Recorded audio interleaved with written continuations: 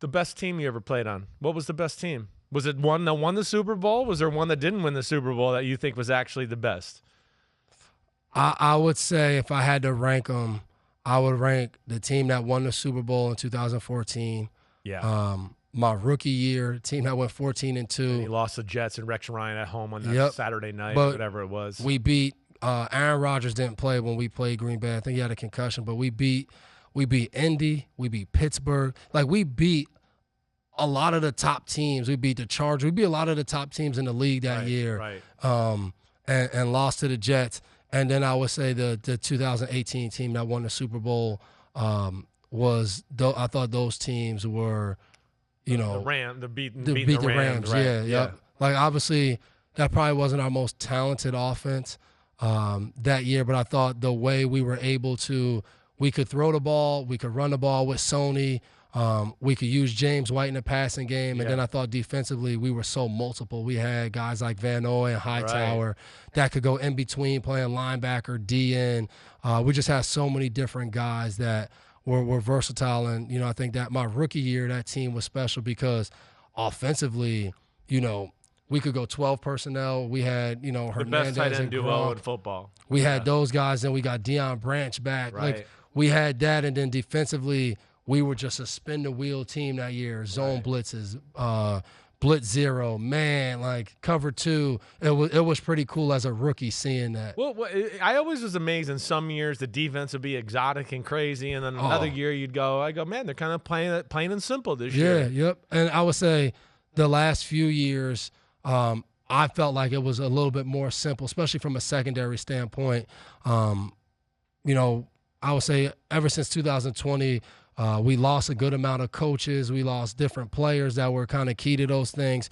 But, the years before that, the Rams Super Bowl, we had played 96% man-to-man all game. The AFC Championship against Kansas City, we were 98% man-to-man in that game. Right. We get to the Super Bowl, we played, I think it was 70% zone. Yeah. Like, brought out like the quarters the Bears who beat the Rams. I think a little bit of that game plan. We played quarters. Fangio. We played like a cover 3 buzz coverage with the safety dropping down. And a lot of teams, like, you're not going to really throw out what you did all year in the biggest game. But, like, that was built. That's what I loved about being in New England. Like, once you became a player that was kind of cerebral and locked into how you could attack different offenses and what you could do, it was so fun coming in on Wednesday and hearing the game plan and then being like, man, I think maybe if we did this would be a little bit better. We could be here. And then the freedom. Yeah. Like, Bill would always tell us, like, we're going to give you different parameters that you can do, but once you go on the field, like, this is your defense. Like, go. Like, if you see he would always tell me, whatever you see 9 out of 10 times, we're going to agree with you, and, we're going to see it probably exact same. He said the other time you're probably going to see something that we wouldn't have noticed and put us in a better play that I even would have thought coming from the sideline. So just being able to be there, and, like, we've made plays in games where I've made the wrong check, where I thought, like, from watching film, I remember one time we played Houston, and I'm like, oh, this is a set that they're going to have a condensed formation. I'm checking cover 2. It ends up being empty. But for some reason, I just felt like they went empty with the back all the way at 1. I'm like, Hopkins was close, Fuller was close. I'm like, I feel like they're going to run their condensed split plays, but now they're going to try to show it to us out of empty. But those 2 wide guys are just going to end up being in a check down place anyway. And we ended up getting an interception on it. And they were like, why did you check it? I was like, honestly, it just kind of all fit in my brain. I felt like I saw it before on film. Your instincts just came out. And whether we got an interception or not, and I got to the sideline, Bill would be like, why'd you do that?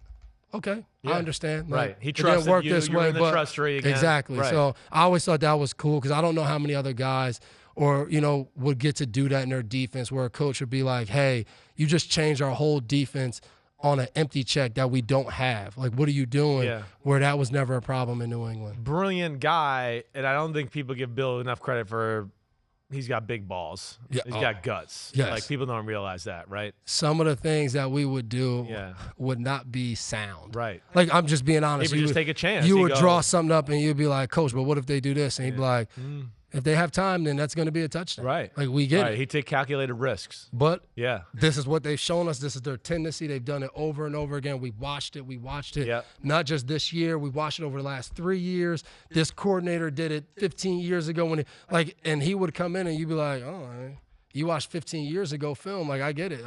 I believe you, Coach. Yeah. Yeah. Well, you talked about Bill, you knew when he was a little scared, right, that somebody knew him. Was there a team or a coach where you always felt like, man, Bill knows them back and forth, and we know their checks and everything, right? I played a game against Bill in 2005, right?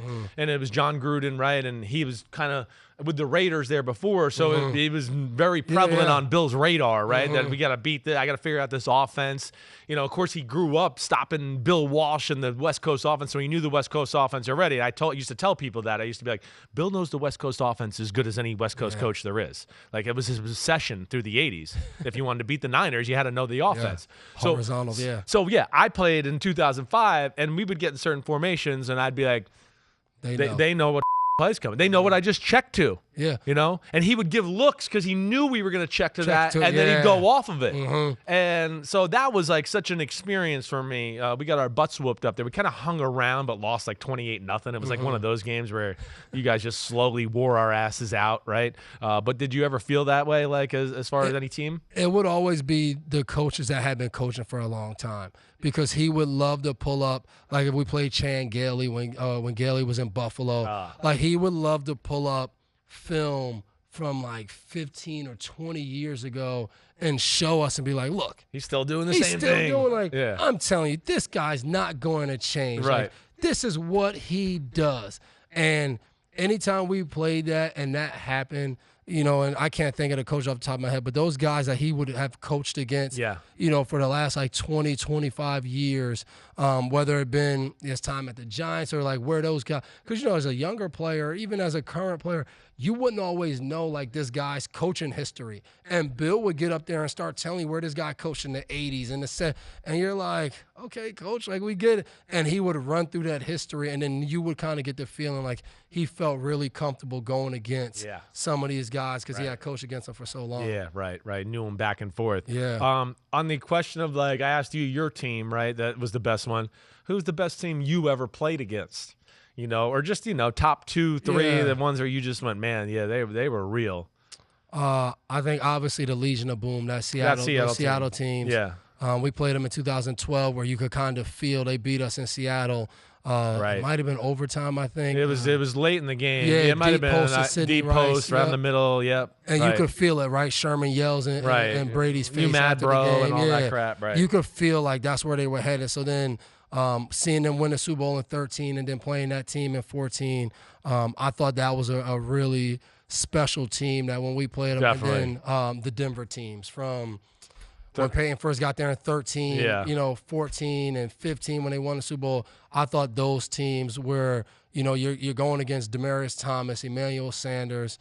Then on defense, you got Talib over there with Chris Harris. Von Miller, Chris Ward, the TJ Ward at safety. And Stewart, the other safety. Yeah, you just Stewart. Was like, man, these guys, like those teams to me were stacked. That when we went to play them, you knew, like, all right, this is going to be a battle. This is a game of all games that you want to see. I mean, the Pittsburgh teams with Big Ben and Antonio Brown and those guys. Well, why did you guys always own them? Like, you guys kind of... It was weird, man. Like, we would play those games, and everyone would talk about all week how, like, it would be a battle between Pittsburgh's toughness and our finesse.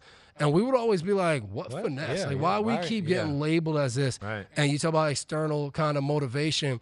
We always felt like that going into the game. And we always felt like, for some reason, people would kind of label that game as like us as underdogs.